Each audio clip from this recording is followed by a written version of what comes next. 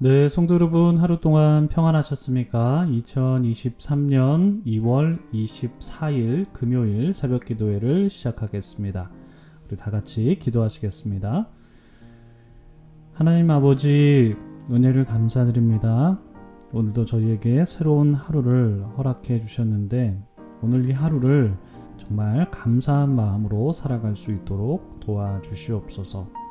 하나님, 오늘 말씀을 보면서 또 우리를 향하신 하나님의 뜻을 깨닫기를 원합니다.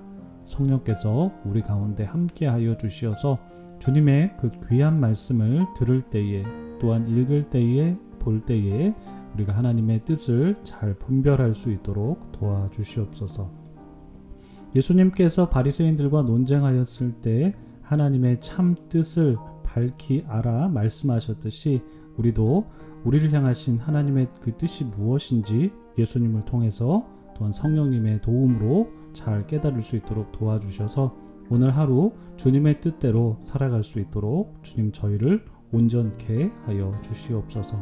오늘도 주님께서 병들고 약한 자를 보살펴 주시어서 그들의 마음 가운데 함께하여 주시고 강한 마음, 두렵지 않은 마음을 허락하여 주시어서 주어진 상황 속에서 그 어려움들을 잘 극복해 갈 수 있도록 주님께서 축복하여 주시옵소서.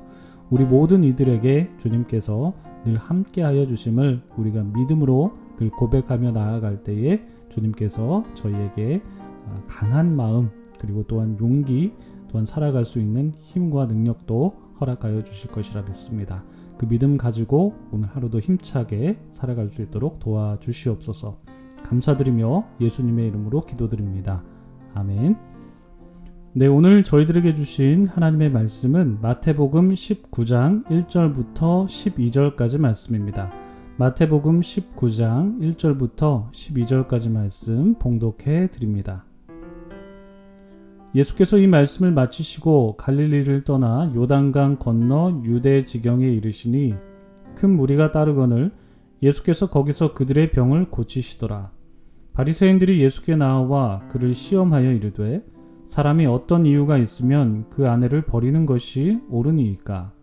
예수께서 대답하여 이르시되 사람이 지으신 이가 본래 그들을 남자와 여자로 지으시고 말씀하시기를 그러므로 사람이 그 부모를 떠나서 아내에게 합하여 그 둘이 한 몸이 될지니라 하신 것을 읽지 못하였느냐?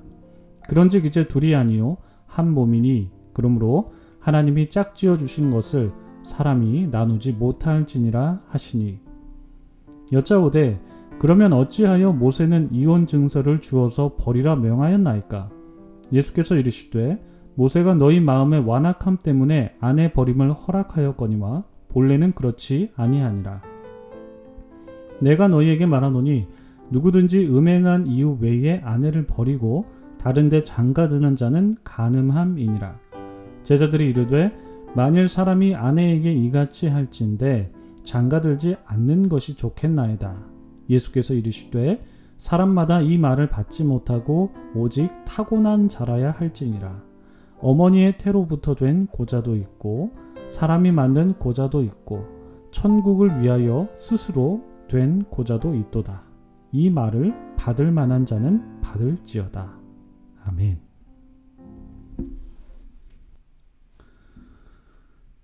네, 참 좋으신 우리 주님의 크신 은총이 우리 토론토 한인장로교회 모든 분들에게 오늘도 함께 하시기를 주님의 이름으로 축복합니다. 우리는 그제와 어제 마태복음 18장 말씀을 통해서 교회 공동체를 세워나가는 데 있어서 이제 구성원들을 실족하지 않게 해야 한다라는 말씀도 보았고요. 또한 어제는 용서하는 일에 관한 말씀을 나누었는데요. 이 말씀은 예수님께서 갈릴리에 있는 가버나움이라는 마을에서 하신 말씀입니다. 그런데 오늘 말씀 1절을 보시면 예수님께서 갈릴리에서 그 말씀을 마치신 후에 갈릴리를 떠나서 유대 지역으로 가셨다라는 말씀을 기록하고 있죠. 그러니까 예수님께서 점점 남쪽으로 이동하고 계신 것을 알 수 있는 대목입니다. 그러니까 예수님께서 유대지경 어느 마을에 가셨는지에 대해서는 정확하게 알 수 없지만 가버나움에서 그러니까 유대 지역 최북단을 정하더라도 굉장히 먼 거리인데요. 그러니까 18장과 19장 사이에는 예수님께서 먼 거리를 이동하셨다라는 것을 알 수가 있습니다. 그러니까 예수님께서 유대 지역에 도착하셨을 때 큰 무리가 예수님을 따랐고 그 무리 중에는 이제 병자들도 있었는데 예수님께서 이제 병자들을 이제 고치셨다라고 오늘 본문에서 말씀하고 있죠. 그때 바리새인들이 예수님께 나와서 예수님을 시험하기 위해서 이혼에 관한 질문을 합니다. 바리새인들이 이렇게 질문하죠. 사람이 어떤 이유가 있으면 그 아내를 버리는 것이 옳습니까? 라고 질문을 했습니다. 이 질문은 바리새인들이 지금 정말 궁금해서 하는 질문은 아니었고 앞서 말씀드렸다시피 이들이 예수님을 시험하기 위해서 질문한 것인데 그러니까 바리새인들은 일부러 좀 민감한 주제로 질문하면서 예수님을 공경에 빠뜨리려고 한 것이죠.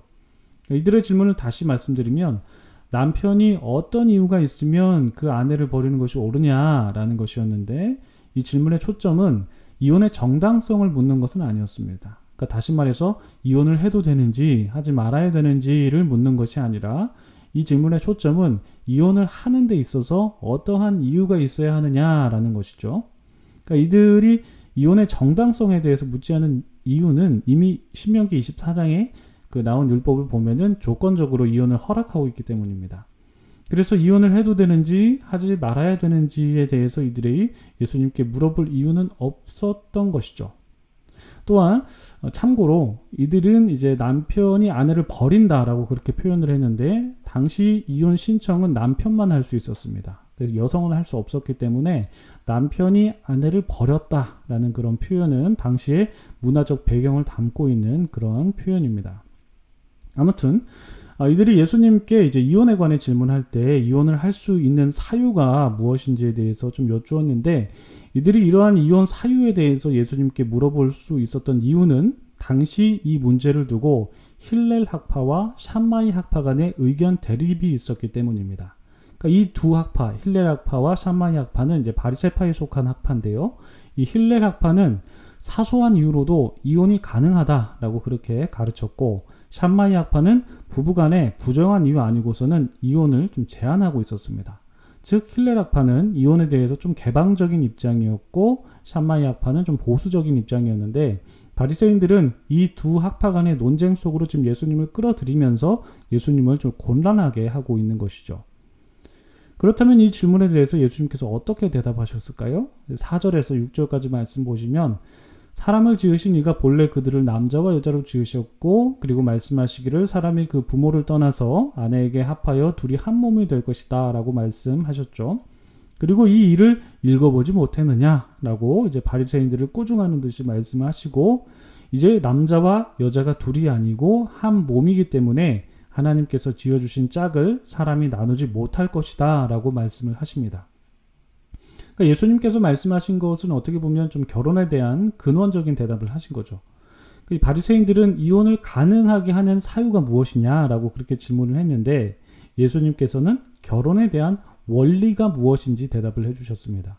그러니까 바리새인들은 예수님을 공경에 빠뜨리기 위해서 힐렐 학파와 샴마이 학파의 대립 속으로 예수님을 끌어들였지만 예수님께서는 힐렐 학파나 샴마이 학파가 중요한 것이 아니라 결혼에 대한 원래 하나님의 뜻이 무엇인지가 중요하다라는 것을 말씀을 하신 것 같습니다. 그러니까 결혼은 창조의 섭리 안에서 이루어지는 하나님의 뜻이기 때문에 이혼은 하나님의 뜻에 어긋난다라는 것을 말씀하시죠. 그러자 이제 바리새인들이 대답하죠.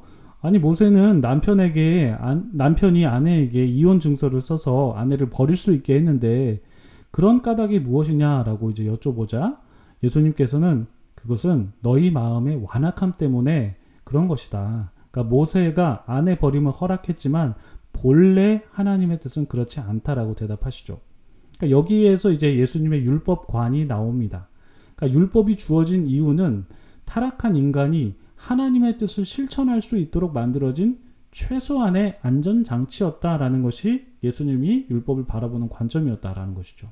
그래서 너희 마음의 완악함 때문에 아내 버림을 허락했다라는 것입니다. 그렇지만 그것이 본래 하나님의 뜻은 아니었다라는 것이죠.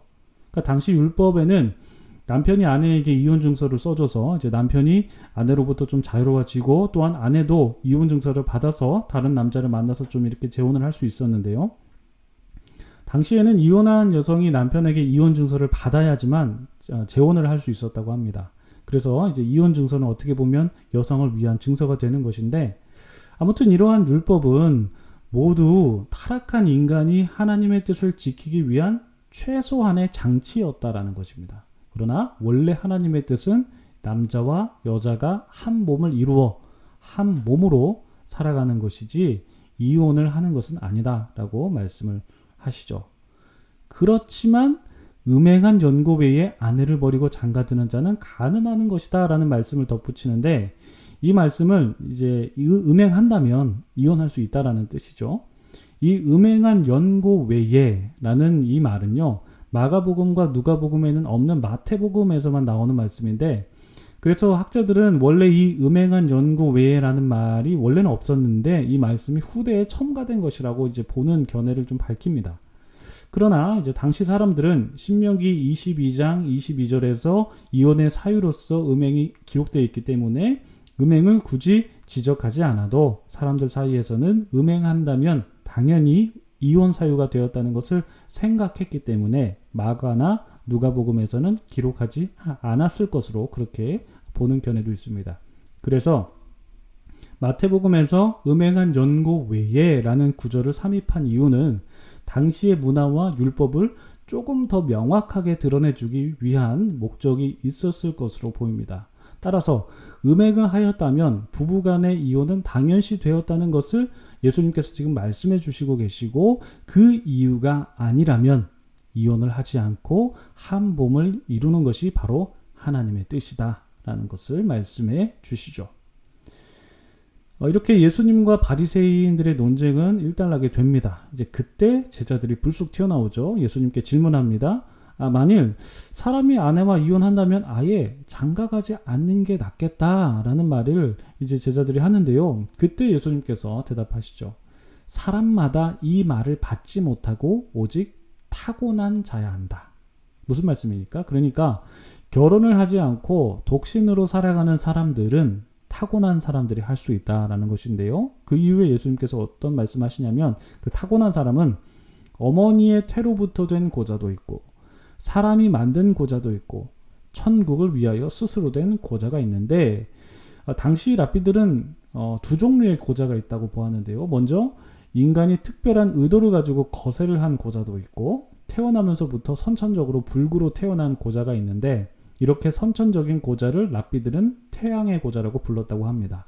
그러니까 예수님께서 바로 이 태양의 고자를 어머니의 태로부터 된 고자라고 부르신 것이고, 이들은 선천적으로 성기능을 하지 못하는 사람들이죠. 그런가 하면 이제 사람의 고자는 후천적으로 특별한 경우에 발생하는데, 예를 들어 뭐 전쟁 중에 성기가 잘리거나 아니면 궁전 시무관이 되기 위해서 이러한 행위를 하는 경우가 있는데, 이러한 경우가 바로 사람이 만든 고자입니다. 그런가 하면 천국을 위하여 스스로 된 고자는 앞에 이제 두 경우와는 좀 다르게 성기능에 이제 문제가 있는 것이 아니라 하나님의 나라를 위해서 결혼을 하지 않고 독신으로 살기로 결정한 사람들입니다. 그러니까 예를 들면 사도 바울과 같은 사람이 되겠죠. 그러니까 바울이 고린도전서에서 결혼을 이제 권하면서도 독신으로 사는 것이 더 낫다라고 그렇게 말을 했는데, 그 이유는 아무래도 이제 결혼을 하면 음행은 피할 수 있겠지만 가정을 돌봐야 하는 그런 책임이 있기 때문에 하나님의 나라를 위해서는 이제 결혼을 하는 것보다 독신으로 살아가는 것이 더 낫다고 본 것이죠.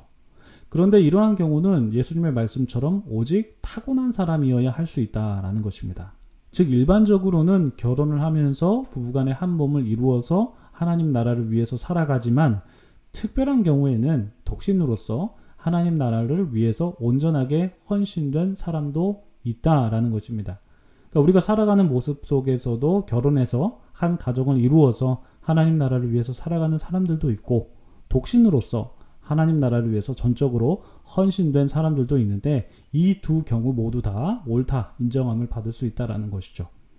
따라서 우리가 오늘 말씀을 통해서 이제 가정을 이루든지 혹은 홀로 살아가든지 우리가 하나님 나라를 위해서 살아가야 한다라는 것을 다시 한번 다짐하게 되는데, 우리가 이 말씀을 붙들고 각자의 상황과 또한 환경 속에서 하나님 나라를 위해서 일하겠다라고 다짐하시기를 원하고, 또한 우리가 하나님의 본래적 뜻을 깨달아 알고 하나님의 뜻을 이루기 위해서 살아가되, 인간의 연약함 때문에 벌어지는 일들 속에서 이제 그 상황 속에서는 어떻게 하나님의 뜻을 이루면서 살아가야 할지도 우리가 지혜롭게 분별하면서 살아가야 할 것입니다. 그러니까 바라기는 오늘 말씀을 통해서 우리의 삶 속에서 하나님의 뜻을 이루면서 살아가시는 복된 성도님들 다 되시기를 주님의 이름으로 축복합니다. 기도하겠습니다.